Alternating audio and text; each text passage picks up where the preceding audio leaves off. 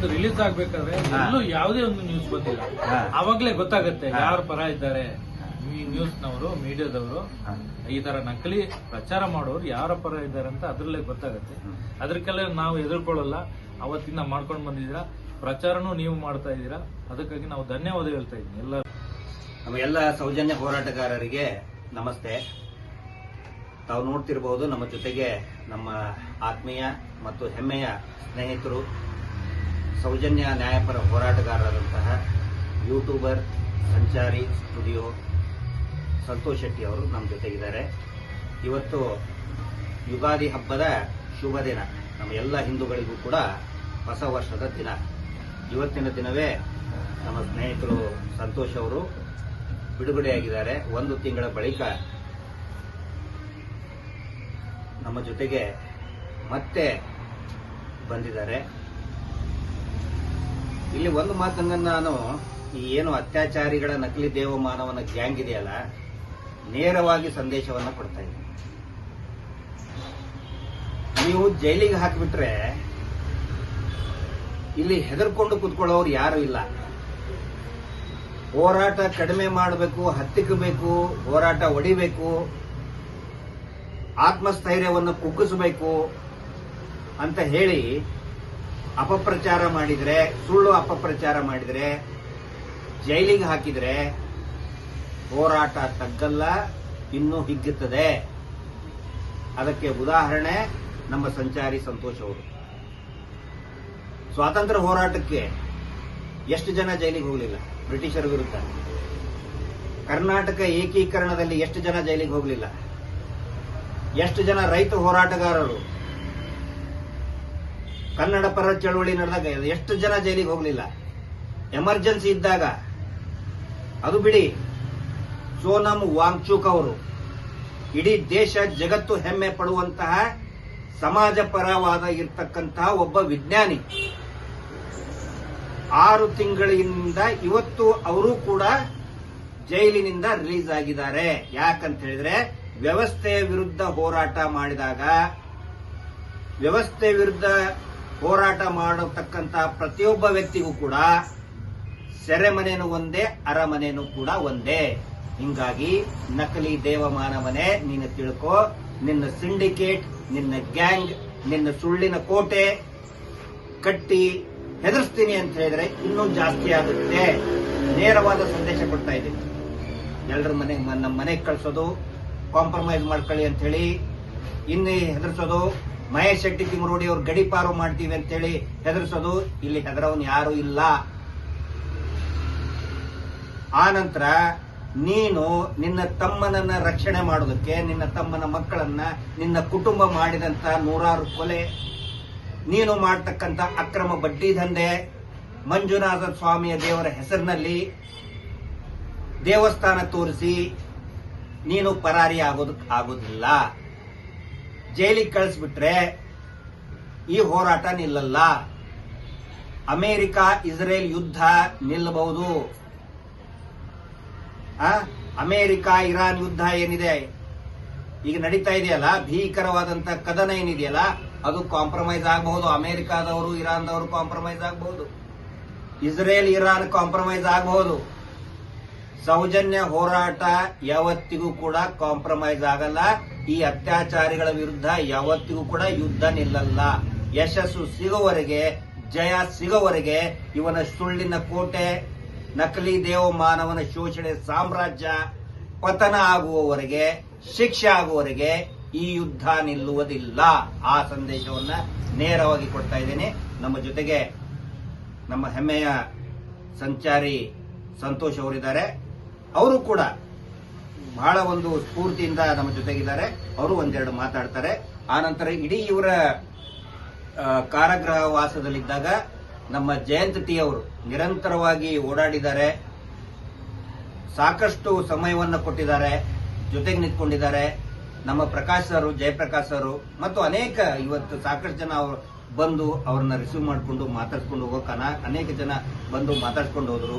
ಮತ್ತು 100 ಸಾವಿರಾರು ಜನ ಯೂಟ್ಯೂಬ್ ನಲ್ಲಿ ಈ ಸೌಜನ್ಯ ಪರ ಹೋರಾಟಗಾರರು ಅವರಿಗೆ ಬೆಂಬಲವನ್ನು ಕೊಟ್ಟಿದ್ದಾರೆ. ಸಂಚಾರಿ ಸಂತೋಷ್ ಅವರಿಗೆ ನಿಮ್ಮ ಜೊತೆಗಿದ್ದೀವಿ ಅಂತ ಹೇಳಿ ಅವರೆಲ್ಲರಿಗೂ ಕೂಡ ನಾನು ಸೌಜನ್ಯ ಹೋರಾಟ ಸಮಿತಿ ವತಿಯಿಂದ ಪ್ರತಿಯೊಬ್ಬರಿಗೂ ಕೂಡ ನಾನು ಚಿರಋಣಿಯಾಗಿದ್ದೇನೆ. ಸಂತೋಷ್ ಅವರ ಪರವಾಗಿ ಮತ್ತು ಸೌಜನ್ಯ ಹೋರಾಟ ಸಮಿತಿಯ ಪರವಾಗಿ ಪ್ರತಿಯೊಬ್ಬರಿಗೂ ಕೂಡ ನಾವು ಧನ್ಯವಾದಗಳನ್ನು ಹೇಳ್ತೇನೆ. ಈಗ ನಮ್ಮ ಸ್ನೇಹಿತರಾದಂತಹ ಸಂಚಾರಿ ಸಂತೋಷ್ ಅವರು ಒಂದೆರಡು ತಮ್ಮನ್ನೆಲ್ಲರನ್ನು ಉದ್ದೇಶಿಸಿ ಹೋರಾಟವನ್ನು ಉದ್ದೇಶಿಸಿ ಒಂದೆರಡು ಮಾತಾಡ್ತಾ ಇದ್ದಾರೆ. ಎಲ್ಲರಿಗೂ ನಮಸ್ತೆ. ಸಂತೋಷ್ ಮಾತಾಡ್ತಾ ಇದ್ದೀನಿ, ಸಂಚಾರಿ ಸ್ಟುಡಿಯೋ ಯೂಟ್ಯೂಬ್ ಚಾನಲ್. ಸೌಜನ್ಯ ಹೋರಾಟದಲ್ಲಿ ಸಂತೋಷ್ ರಾವ್ ಯಾವಾಗ ನಿರಪರಾಧಿ ಅಂತ ಗೊತ್ತಾದಾಗ ನಂತರ ನಾನು ಹೋರಾಟ ಶುರು ಮಾಡಿರೋದು ಜಯಂತ್ ಅವ್ರ ಜೊತೆ ಸೇರಿಕೊಂಡು ಮತ್ತು ಎಲ್ಲ ಟೀಮ್ ವರ್ಕ್ ಮಾಡಿದ್ದೀವಿ. ಕಳೆದ 3 ವರ್ಷಗಳಿಂದ ನಿರಂತರವಾಗಿ ಸೌಜನ್ಯ ಹೋರಾಟ ಧರ್ಮಸ್ಥಳ ಅಕ್ರಮ ಬಡ್ಡಿ ದಂಧೆ ವಿರುದ್ಧ ನಾವು ದಾಖಲೆ ಸಮೇತ ಯಾವುದೇ ಸುಳ್ಳು ಪ್ರಚಾರ ಮಾಡದೆ ನಿರಂತರವಾಗಿ ನಿಜ ಸಂಗತಿ ಏನೇನಾಗಿದೆ ಅದರ ಬಗ್ಗೆ ನಾವು ವರದಿ ಮಾಡ್ತಾ ಬಂದಿದ್ದೀವಿ. ಮತ್ತು ನಾವು ಹೋರಾಟಕ್ಕೆ ಇಳಿದಾಗಲೂ ಕೂಡ ಯಾವುದಕ್ಕೂ ರೆಡಿಯಾಗಿ ತಯಾರಾಗಿ ನಾವು ಇಳಿದಿರೋದು.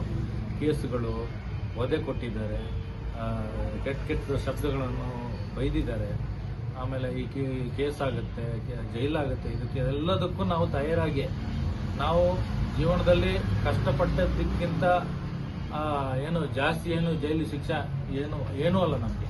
ಅದಕ್ಕಿಂತ ಜಾಸ್ತಿ ನಾವು ಜೀವನದಲ್ಲಿ ಕಷ್ಟಪಟ್ಟಿದ್ದೀವಿ. ಆ ಕಷ್ಟಕ್ಕಿಂತ ಈ ಜೈಲು ಶಿಕ್ಷೆ ಏನೂ ಅಲ್ಲ. ಹಾಗಾಗಿ ಎಲ್ಲದಕ್ಕೂ ತಯಾರಾಗಿ ನಾವು ಹೋರಾಟ ಶುರು ಮಾಡಿರೋದು. ಈಗ ಈ ಜೈಲು ಶಿಕ್ಷೆ ಆಯಿತು, ಈಗ ತುಂಬ ಜನಕ್ಕೆ ಈಗ ಹೆದರಿಕೆ ಇರ್ಬೋದು, ಇದು ಈ ಥರ ಧರ್ಮಸ್ಥಳ ಕೇಸ್ ಬಗ್ಗೆ ಮಾತಾಡಿದರೆ ನಮಗೆ ಜೈಲು ಶಿಕ್ಷೆ ಆಗುತ್ತೆ. ಜೈಲು ಶಿಕ್ಷೆ ಹಾಕಿದ್ದು ಸುಳ್ಳು ಕೇಸ್ ದಾಖಲೆ ಮಾಡಿದ್ದು. ನಾವು ಯಾವುದೇ ಒಂದು ಸುಳ್ಳು ಪ್ರಚಾರ ಮಾಡಿದ್ದು ಇಲ್ಲಿವರೆಗೂ ಇಲ್ಲ. ದಾಖಲೆ ಸಮೇತ ನಾವು ವರದಿಯನ್ನು ಮಾಡ್ತಾ ಬಂದಿದ್ವಿ. ಈಗ ಜೈಲು ಶಿಕ್ಷೆ ಆಯಿತು, ಇನ್ನು ಯಾರು ಮಾಡಲ್ಲ, ಅಲ್ಲಿ ಶಿಕ್ಷೆ ಅದನ್ನು ಎದುರ್ಕೊಂಡು ಇನ್ನು ಮುಂದೆ ಮಾಡಲ್ಲ ಅಂತ ಯಾರು ಅಂದ್ಕೊಂಡಿದ್ದೀರಾ ಅದೆಲ್ಲ ತಪ್ಪು. ನಾವು ಇನ್ನೂ ಕೂಡ ನಿರಂತರವಾಗಿ ಸೌಜನ್ಯ ಹೋರಾಟದ ಬಗ್ಗೆ, ಧರ್ಮಸ್ಥಳ ಅಕ್ರಮ ಬಡ್ಡಿ ದಂಧೆ ಬಗ್ಗೆ ನಾವು ನಿರಂತರವಾಗಿ ಇನ್ನೂ ಕೂಡ ನಾವು ಜನಗಳಿಗೆ ಸೂಕ್ತವಾದ ಮಾಹಿತಿಯನ್ನು ಕೊಡ್ತಾ ಬರ್ತೀವಿ. ಆಮೇಲೆ ಸಂತೋಷ, ಈಗ ಒಂದು ಇವರು ಟ್ರೋಲ್ ಮಾಡಿದ್ರು, ಏನೋ ನೀವು ನನಗೆ ಬೈದಿದ್ದೀರ ಅಂತ ಹೇಳಿ, ಗೊತ್ತಲ್ಲ? ಈಗ ಎಷ್ಟೊಂದು 6-7 ತಿಂಗಳ ಹಿಂದೆ ಈ ನಕಲಿ ದೇವ ಮಾನವನ ಗ್ಯಾಂಗ್ನವರು ಎಷ್ಟೊಂದು ಹೆದರ್ಕೊಂಡಿದ್ದಾರೆ ಸಂತೋಷ್ ಅವ್ರ ಬಗ್ಗೆ ಅಂತ ಹೇಳಿದ್ರೆ, ಒಂದು 6 ತಿಂಗಳ ಹಿಂದೆ ಅವರು ಹೇಳಿದ್ದು ಈ ಬಡ್ಡಿ ದಂಧೆ ನಿಲ್ಲಿಸಬೇಕು ಮತ್ತೆ ಈ ಸುಳ್ಳು ಅಪಪ್ರಚಾರ ನಿಲ್ಲಿಸಬೇಕು ಅಂತ ಹೇಳಿ 6 ತಿಂಗಳ ಹಿಂದೆ ಸಂತೋಷ್ ಅವರು ವಿಡಿಯೋ ಮಾಡಿದ್ರು.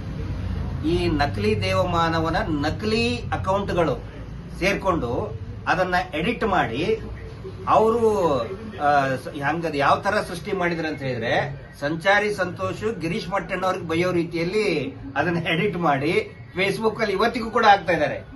ಈ ಬ್ರ್ಯಾಂಡ್ ನಕಲಿ ಕೆಲಸನೇ ಇದು.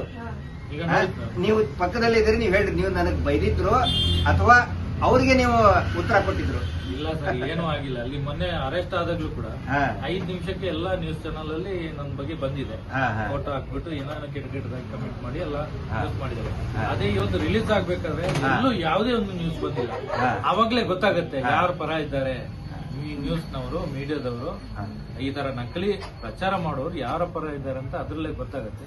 ಅದಕ್ಕೆಲ್ಲ ನಾವು ಎದುರ್ಕೊಳ್ಳಲ್ಲ. ಅವತ್ತಿಂದ ಮಾಡ್ಕೊಂಡು ಬಂದಿದ್ದೀರಾ, ಪ್ರಚಾರನೂ ನೀವು ಮಾಡ್ತಾ ಇದ್ದೀರಾ. ಅದಕ್ಕಾಗಿ ನಾವು ಧನ್ಯವಾದ ಹೇಳ್ತಾ ಇದ್ದೀನಿ ಎಲ್ಲರಿಗೂ.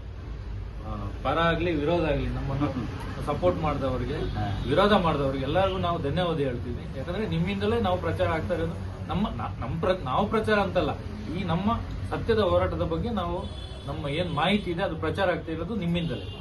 ಹಾಗಾಗಿ ನಾವು ಇನ್ನು ಬೈತಾರೆ, ತೆಗಳ್ತಾರೆ, ಹೊಗಳ್ತಾರೆ, ಅದಕ್ಕೆಲ್ಲ ನಾವು ಏನ್ ತಲೆ ಕೆಡಿಸ್ಕೊಳ್ಳಲ್ಲ. ನಾವು ನಮ್ಮ ಕೆಲಸವನ್ನು ನಾವು ಮುಂದುವರಿಸ್ತೀವಿ.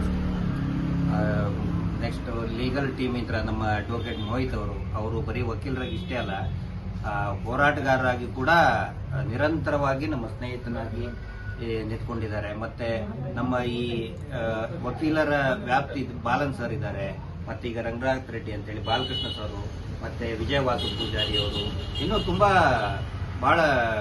ನಾನು ಎಲ್ಲ ಯೂಟ್ಯೂಬರ್ಸ್ಗೂ ಕೂಡ ನಾನು ಹೇಳೋದಿಷ್ಟೇ, ದಯವಿಟ್ಟು ಒಂದು ಕೋಆರ್ಡಿನೇಷನ್ ನಲ್ಲಿ ನಾವು ಎಲ್ಲರೂ ಕೂಡ ಈ ಮುಂದೆ ಈ ರೀತಿಯಾದಂತಹ ಕೆಲಸಗಳನ್ನ, ಹೋರಾಟವನ್ನ ಒಂದು ಸಂಘಟಿತವಾಗಿ ಇಲ್ಲಿವರೆಗೆ ಮಹೇಶ್ ಶೆಟ್ಟರ್ ನೇತೃತ್ವದಲ್ಲಿ ಸಂಘಟಿತವಾಗಿನೇ ನಡೀತಾ ಇದೆ.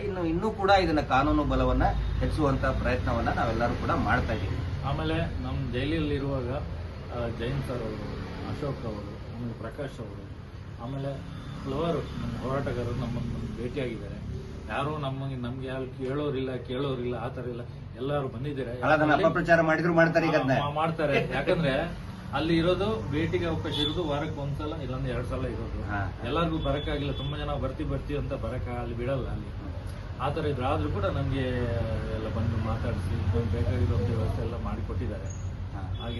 ಹಾಗಾಗಿ ಎಲ್ಲರಿಗೂ ನಾವು ಮತ್ತೆ ತುಂಬಾ ಕೆಲವರು ನೊಂದ್ಕೊಂಡಿದ್ದಾರೆ, ಬೇಜಾರು ಮಾಡ್ಕೊಂಡಿದ್ದಾರೆ, ಕೆಲವರು ಖುಷಿ ಪಟ್ಟಿದ್ದಾರೆ. ಅವ್ರಿಗೆಲ್ಲರಿಗೂ ನಾವು ಧನ್ಯವಾದಗಳನ್ನು ಹೇಳ್ತೀವಿ. ಜಸ್ಟಿಸ್ ಬಸವರಾಜ್. ಜಸ್ಟಿಸ್ ಬಸವರಾಜ್.